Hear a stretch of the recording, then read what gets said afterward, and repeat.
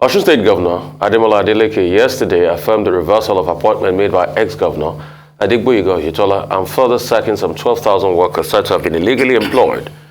Those that were sacked include 30 PAMSECs, while chairman of the State Independent Electoral Commission, OCEC, Dethrones and its members were suspended. OCEC chairman and members were fired for alleged abuse of office. The governor also dethroned 3 monarchs whose installation were allegedly controversial.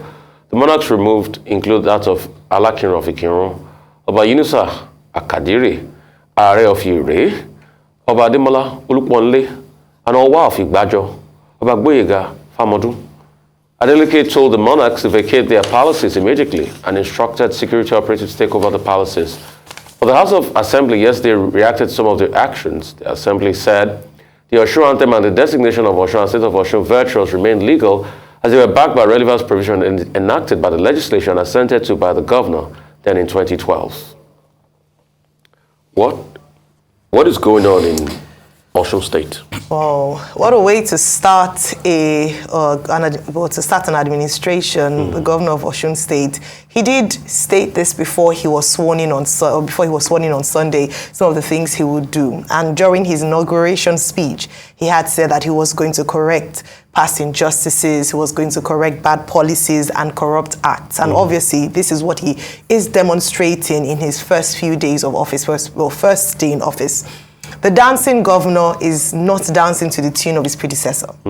So he's hit the ground running. He said it is priority for him to do this. And with this, so some of the questions that beg to be answered. Number one is that after the 17th of July winning the elections, his predecessor, Governor Adegboyega Oyetola, had gone on a, perhaps would we call it a legacy action or something to make him popular with the people, something he had wanted to do while he was in office in the past 4 years and thought, well, my time is up, let me quickly do it. So he opened up an employment spree in that sense and took on about 12,000 workers. I have to mention here that some of these workers were teachers, were employed into the health service, and then he appointed 30 permanent secretaries and, of course, installed, as you said earlier on, installed some traditional rulers. The first thing one is asking is that, were these appointments done in good faith? Before the appointments were done, some of the criticisms that have followed the appointment are, did they follow due process? And it is very unlikely because of the brevity of time or how quick the action was for you to believe or imagine that due process was followed as it ought to have been. Then another question that's come up is, what's the budgetary allocation for employing new staff? If you're going to employ thousands of people, appoint permanent secretaries, you're going to have to be able to pay their salaries. It's great to create employment and have people get jobs. It is unfair to create employment or put people in a job that you cannot afford to sustain. And these are some of the criticisms that have come forth. Now, on the path of Governor Adeleke's response, you then wonder that he has a tough situation on his hands because currently, at least for the thousands of people he's reversed the decision for, he is unpopular. People are going to be disgruntled. He's going to be dealing with a number of court cases. It's a distraction to him hitting the ground running, because rather than facing the issues that he's come into the state to govern, he's going to have to be dealing with petitions, different court cases against the people he's reversed. And so it is an unfortunate gift that the previous governor has given to him. Quite unfortunate. And then it speaks to even the bigger, wider issue. He belongs to the PDP. And PDP, government is a continuum. So ideally, it should just go on from one administration to the other so that previous projects are carried out effectively and done well. In the event that this government goes on to the PDP or the Labour Party or any other party, not the APC, is this what we're going to be dealing with across the states, across the nation, where a new government comes into place, a new party takes charge, and then it becomes difficult? Then how is it going to make it work with the State House of Assembly? Dr. Abati pointed out yesterday that it's a majority APC hold in the State House of Assembly. How is it going to work with this? For me, so many issues. First few days, not ideal, and I believe that, I'm just looking forward to what the next few days will become. And then finally, just to mention, a question was asked yesterday on a lighter note that beyond the issues, hope we'll still see our governor dancing, because a lot of people knew him for yesterday, his first address to the civil servant. He was famously dancing to Kiss Daniel's popular buga. So he hasn't lost his sense of humor, a good one, but he still has a lot of issues to attend to and to face in the next coming days. Dr. Bassey? Well, Governor Adeleke of Osun State is certainly dancing his way as he assumes responsibilities in the government house of Osun State. And he's dancing around the issues. And this is not funny. It's a very serious matter.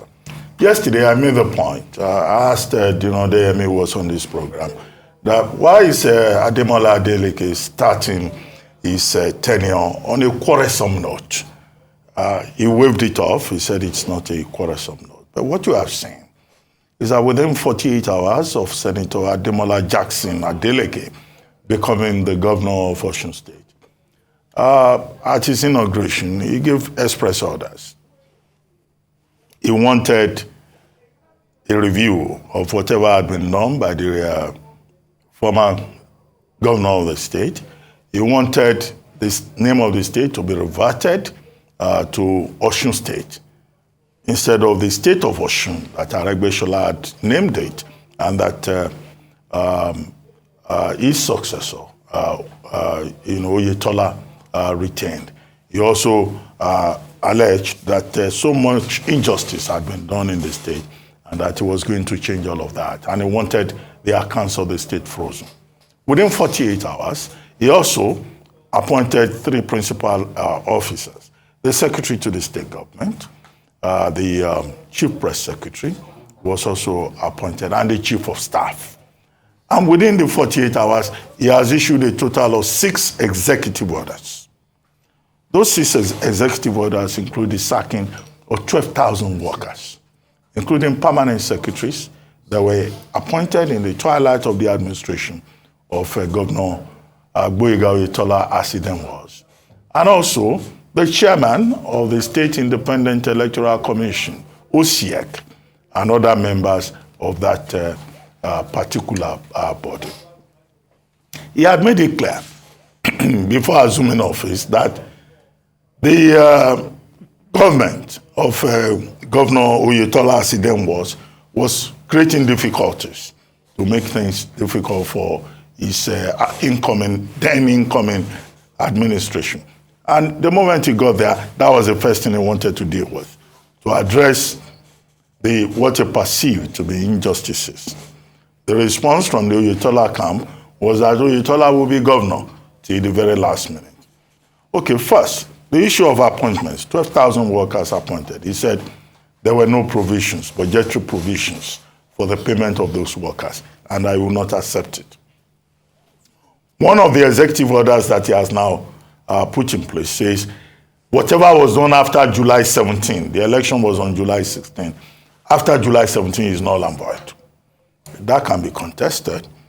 Okay, does a governor cease to be governor until the last day? That's the argument of the Oyetola group. So in that regard, he has created controversy. 2, he has sacked the State Independent Electoral Commission.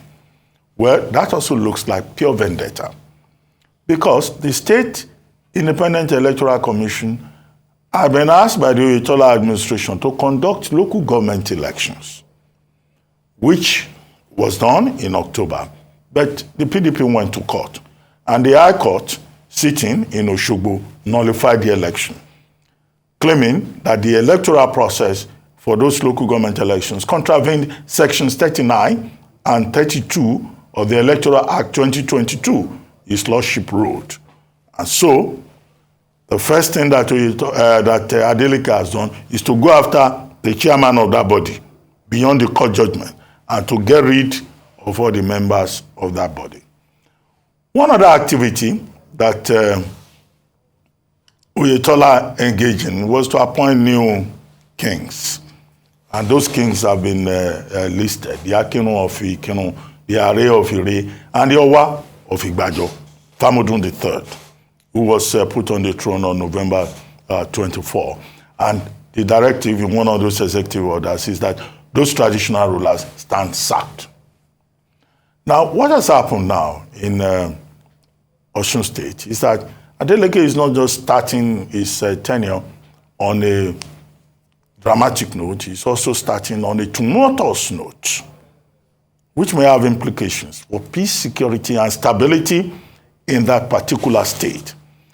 Now, the Owain Council, represented by the Saloro of Iloro, Saloro of Igbajo, the Odofin, and one other chief, they've issued a statement to say that, look, the appointment of Famodun III followed due procedure, and that Adeleke cannot come and turn back the hand of the clock.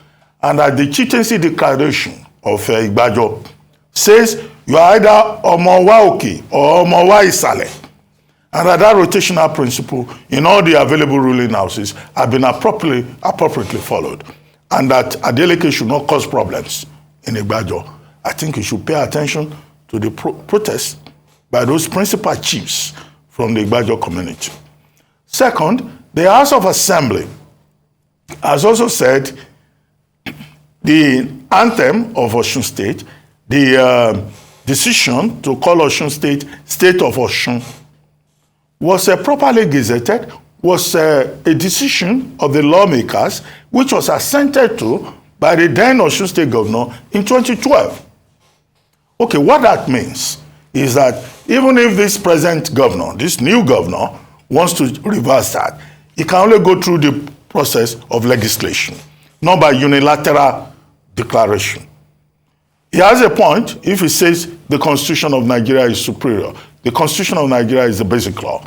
What the Constitution of Nigeria recognizes is Osun State, right? But you cannot by fiat, by the, it's called fiat, administrative fiat. That's what an executive order is. You cannot by fiat just say that, oh, I've reversed it. So he has to go to that same national House of Assembly to cause the reversal to be effected. So Adeleke, as governor of Osun State, needs to be properly advised about procedure, about how to go about things, and the various landmines that are ahead of him. I called it headwinds yesterday. I was hoping that the Emi would be able to address them, but he could not.